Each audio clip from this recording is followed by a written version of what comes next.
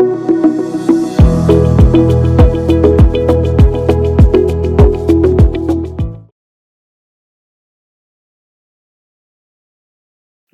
நேரம் யூடியூப் நேயர்கள் அனைவருக்கும் உங்களுடைய வெல்னஸ் குருஜியுடைய அன்பான வணக்கங்கள். காலையில் எழுந்தவுடன் காலை கடன் கழிவது சிரமம் இல்லாமல், அழுத்தம் இல்லாமல், எரிச்சல் இல்லாமல், வலி இல்லாமல் கழிவது அப்படிங்கிறது எவ்வளவு அழகான ஒரு விஷயம். நீங்களே யோசிச்சு பாருங்களேன்.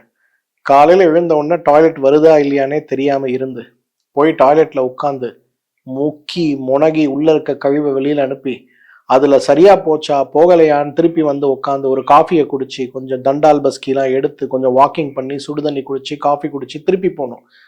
3 முறை 4 முறை போனாதான் சார் எனக்கு வயிறு காலியாச்சுன்னு ஒரு திருப்தியே வருது. இந்த 3 முறை 4 முறை போய் வயிறு காலியாச்சுன்னு ஒரு திருப்தி வந்தாதான் சார் நான் வேலைக்கே கிளம்ப முடியுது. போற இடத்துல எனக்கு வெளியில கல்யாணத்து காட்சிக்கு போறது, கோவில் போறதெல்லாம் எல்லாம் பெரும்பாலும் நான் நிறுத்திட்டேன் சார். என்ன காரணம்னா எனக்கு இந்த காலை கடனை முடிப்பது தான் பெரிய கேள்விக்குறியா இருக்குன்னு சொல்லக்கூடிய ஆண்கள், பெண்கள், குழந்தைகளை நான் பார்க்கிறேன். பொதுவா நமக்கு மலச்சிக்கல் அப்படின்னு சொல்லக்கூடிய கான்ஸ்டிபேஷன் வருவதுக்கு முதல்ல 5 விஷயத்த நம்ம புரிஞ்சுக்கணும். முதல்ல நம்ம உடம்பு வாதமா பித்தமா கபமான்னு புரிஞ்சுக்கணும். இந்த கப பிரகிருதி இருக்கான் பாருங்க, அவன் என்ன பண்ணாலும் அவனுக்கு கான்ஸ்டிபேஷனே வராது. அவன் மட்டன் சாப்பிட்டோம், சாப்பிடாம இருக்கட்டும், நார்ச்சத்து இருக்க உணவு இல்லாம இருக்கட்டும், தண்ணி குடிக்காம இருக்கட்டும், என்ன பண்ணாலுமே கப பிரகிருதிக்கு மலச்சிக்கலே வராது. காலையில எழுந்துக்கிறது மட்டும் இல்ல, 12 மணி நேரத்துக்கு ஒரு முறை அவங்க வயிறு சுத்தமாயிட்டே இருக்கிறத பார்க்க முடியும். இது கப பிரகிருதி. பித்த பிரகிருதி சொல்லவே வேணாம். ஒரு நாளைக்கு 4 முறை டாய்லெட்டை தேடி ஓடிக்கிட்டே இருப்பான். காலையில சாப்பிட்டோன்னா ஒரு முறை, மத்தியானம் சாப்பிட்டோன்னா ஒரு முறை, வெளியில சாப்பிட்டா ஒரு முறை, மட்டன் சாப்பிட்டா ஒரு முறை, சிக்கன் சாப்பிட்டா ஒரு முறை, தண்ணி குடிச்சா ஒரு முறை, டீ குடிச்சா ஒரு முறைன்னு இந்த இரிட்டபிள் பவல் சிண்ட்ரோம் சொல்லக்கூடிய நோய் இருக்கு பாருங்க, அதுல 190 பேர் பித்த பிரகிருத்தியா இருக்கிறத பார்க்கலாம். ஆனா பாவம் இந்த வாத பிரகிருதி இருக்காங்க பாருங்க, அவங்களுக்குலாம் 2 நாளைக்கு ஒரு முறை மோஷன் போனாலே ரொம்ப பெரிய விஷயம். டெய்லி நைட்டு படுக்கும்போது ஒரு கழிவு நீக்கத்துக்கான மருந்தோ உணவோ சாப்பிட்டா மட்டும்தான் அவங்களுக்கு காலையில மோஷன் போகுமே தவிர இல்லைன்னா போகவே போகாது. எதுக்காக இந்த ஒரு புரிதலை நான் முதல்ல கொடுக்குறேன்னா, முதல்ல நம்ம உடம்பு என்னன்னு தெரிஞ்சாதான் இது நமக்கு வியாதியா இருக்கா, நம்ம உடம்போட சுபாவமா இருக்காங்கிற ஒரு புரிதலோட நம்ம இருக்க முடியும். ஸோ ஃபர்ஸ்ட் நம்ம உடம்பு வாத பித்த கபத்துல எந்த வகை அப்படிங்கிறத நம்ம புரிஞ்சுக்கணும். 2வது, நம்ம உடம்புல இருக்கக்கூடிய நிறைய நோய்கள் நமக்கு மலச்சிக்கலை உருவாக்கும். தைராய்டு நோய், ஹைப்போ தைராய்டிசம் இருந்தா கான்ஸ்டிபேஷன் வரும். பார்க்கின்சன் நோய் இருந்தா கான்ஸ்டிபேஷன் வரும். கொலஸ்ட்ரால் நோயை குறைக்கிறதுக்கு கொலஸ்ட்ரால் மருந்துகள் நீங்க சாப்பிட்டீங்கன்னா கான்ஸ்டிபேஷன் வரும். பெரும்பாலும் இதயத்திற்காக இரத்த ஓட்டத்தை அல்லது இரத்த உறைதலை தடுக்கக்கூடிய ஓட்டத்தை சீராக்கக்கூடிய மருந்துகள் சாப்பிட்டா கான்ஸ்டிபேஷன் வரும். மனநோய்க்கான மருந்துகள் பெரும்பாலும் நமக்கு தூக்க மருந்துகள் கான்ஸ்டிபேஷனை உருவாக்கும். அப்ப நான் ஒரு பக்கம் கண்ட என்னென்னமோ மருந்து சாப்பிட்றேன், இன்னொரு பக்கம் கான்ஸ்டிபேஷனுக்கும் மருந்து சாப்பிட்றேன்னா சரியா வருமா? அப்போ ஒரு மருத்துவர்கிட்ட போறோம், இந்த தொந்தரவுகள் இருக்குன்னு சொன்னா அந்த மருத்துவர்கிட்ட என்ன செய்தால் என்னோட மலச்சிக்கல் தீருங்கிற ஒரு தெளிவோட நாம் போகணும். இதை எதுக்காக சொல்றேன்னா, நிறைய தாத்தாக்கள் என்ன பார்க்க வருவாங்க, பாட்டிகள் வருவாங்க, பார்க்கின்சன் நோயோட, அல்சைமர் நோயோட வருவாங்க. அவங்க வந்தாங்கன்னா முதல்ல சொல்றதே எனக்கு மோஷனே போல. அவங்க சாப்பிட்ற மருந்து, அவங்க வயது, வியாதி எல்லாம் பார்த்தோம்னாலே நமக்கு தெரியும் ஏன் கான்ஸ்டிபேஷன் வருது. அப்ப அவங்களுக்கு மருந்து வேணுமா உணவு வேணுமாங்கிற ஒரு முடிவு எடுப்பதற்கு இது பெரிய அளவில் நமக்கு உதவி செய்வதை பார்க்க முடியும். ஸோ உடம்பில் இருக்கக்கூடிய நோய்கள் நமக்கு மலச்சிக்கலை உருவாக்கலாம். 3வது, நம்ம உடம்பிற்கு குணப்படுத்துவதற்காக நாம் சாப்பிடுகின்ற சில மருந்துகள் கூட இன்றைக்கு மலச்சிக்கலை உருவாக்கக்கூடும். நோய்கள் உருவாக்கக்கூடிய மலச்சிக்கல், அதே போல இன்றைக்கு அந்த நோய்களை தீர்ப்பதற்காக நாம் எடுத்துக்கொள்ளக்கூடிய மலச்சிக்கல். நான் ஏற்கனவே சொன்ன மாதிரி இதய நோய்க்கான மருந்துகள், ஈரல் நோய்க்கான மருந்துகள், சிறுநீரக நோய்க்கான மருந்துகள், கொழுப்பு சத்துக்கான மருந்துகள், மனநோய்க்கான மருந்துகள், இவை அனைத்துமே நமக்கு நோய்களை உருவாக்கக்கூடும். கொஞ்சம் கவனமா இருக்கணும். 4வது, மன அழுத்தத்தால் ஏற்படுகின்ற மலச்சிக்கல். அந்த காலத்துலலாம் குழந்தைங்க நாளைக்கு எக்ஸாம்னா இன்னைக்கு ஃபீவர் லூஸ் மோஷன் ஆகும். இதுக்கு பேரு பய அதிசாரம்னு சொல்லுவோம். வீட்டுல குழந்தைய கும்புன்னு ஒரு சத்தம் போட்டு பயமுறுத்துங்கன்னா உடனே யூரின் மோஷன்லாம் போறதை நம்ம பார்க்க முடியும். அப்ப மன அழுத்தம் அப்படிங்கிறது நம்முடைய பெருங்குடல்ல மிகப்பெரிய அளவு ஒரு பலத்தை கொண்டிருக்கிறதுங்கிறதுக்கு இது ஒரு சிறு உதாரணம். நாளைக்கு ஒரு முக்கியமான மீட்டிங், மோஷன் போகாது. நாளைக்கு வீட்டுல ஒரு பெரிய சண்டை, மோஷன் போகாது. கணவன் மனைவி ராத்திரிலாம் பயங்கரமா சண்டை போடுறாங்க, மலச்சிக்கல் வரும். வீட்டுல அம்மா அப்பா கூட சண்டை, வேலையில சண்டை, மன அழுத்தம், கடன் சுமை, பொருளாதார சுமை, உங்களுக்கு மலச்சிக்கல் இருக்கும். அப்ப நான் என்னோட டாக்டர் கிட்ட போய், சார் நீங்க மருந்து கொடுத்தா எனக்கு மோஷன் போகுது, இல்லைன்னா மோஷன் போக மாட்டேங்குது அப்படின்னு நிறைய பேர் கம்ப்ளைண்ட் பண்ணுவோம். என்னன்னு பார்த்தா மன அழுத்தம் அவர்களுக்கு இந்த நோயை உருவாக்கி இருக்கிறத பார்க்க முடியும். 5வது உணவு முறை தாங்க, சந்தேகமே இல்லை. இன்னைக்கு ஆடு இறைச்சி சாப்பிட்டாலே மலச்சிக்கல் வரும் தெரியுமா? கோழி சாப்பிட்டா லூஸ் மோஷன் ஆகும், மீன் சாப்பிட்டா லூஸ் மோஷன் ஆகும், ஆனா ஆடு சாப்பிட்டா மலச்சிக்கல் வரும். அதனாலதான் நம்ம முன்னோர்கள் என்ன பண்ணுவாங்க, ஆடு இறைச்சி குழம்பு உங்க வீட்டுல வச்சாங்கன்னா, நீங்க சின்ன பிள்ளையா இருக்கும்போது என்ன இருக்கும் கூட, நிச்சயமா கத்திரிக்காவும் முருங்கைக்காவும் இருக்கும். நீங்க கத்திரிக்காவும் முருங்கைக்காவும் சேர்த்து நீங்க ஆடு இறைச்சி சாப்பிட்டு பாருங்க, உங்களுக்கு பிரச்சனை இருக்காது.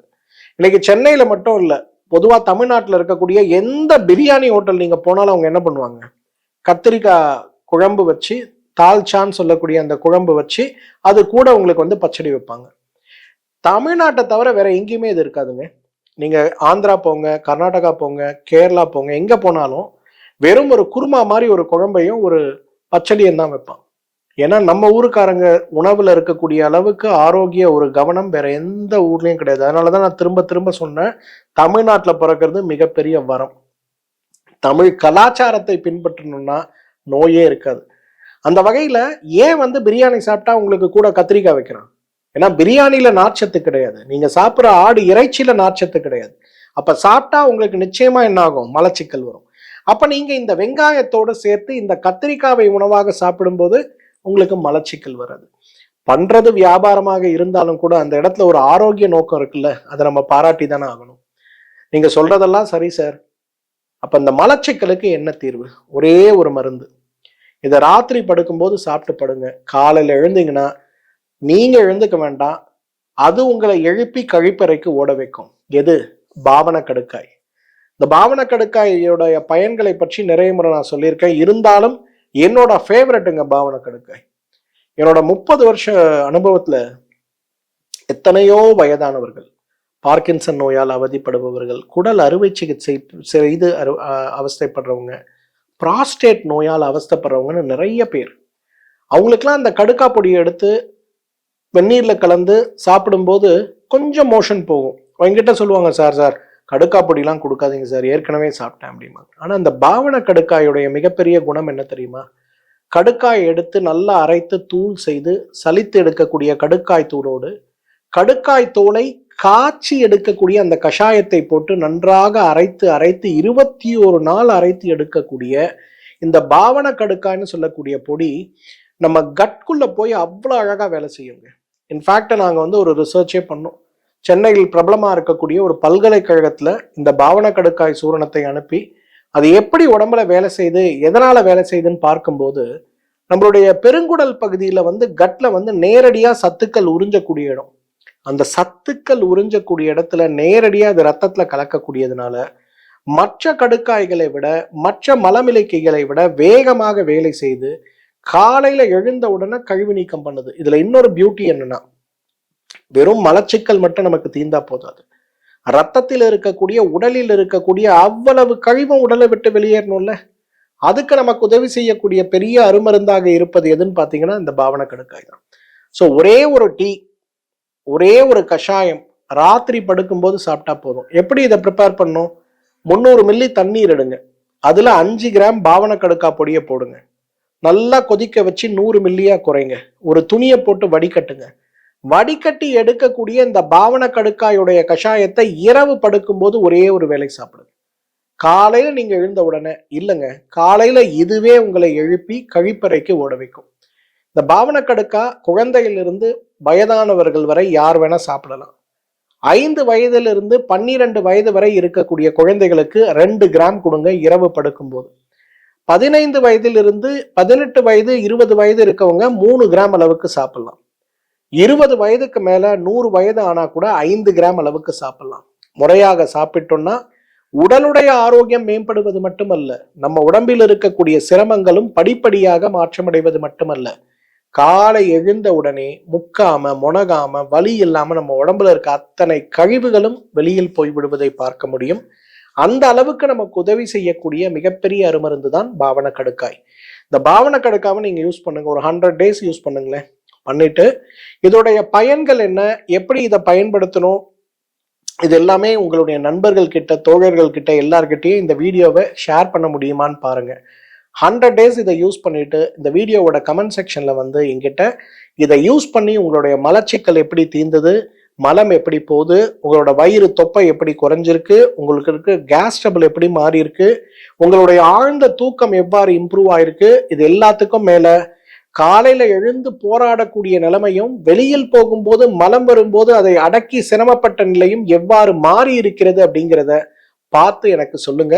உங்களுடைய கமெண்ட்டுக்காக நான் காத்திருக்கிறேன். நன்றி, வணக்கம்.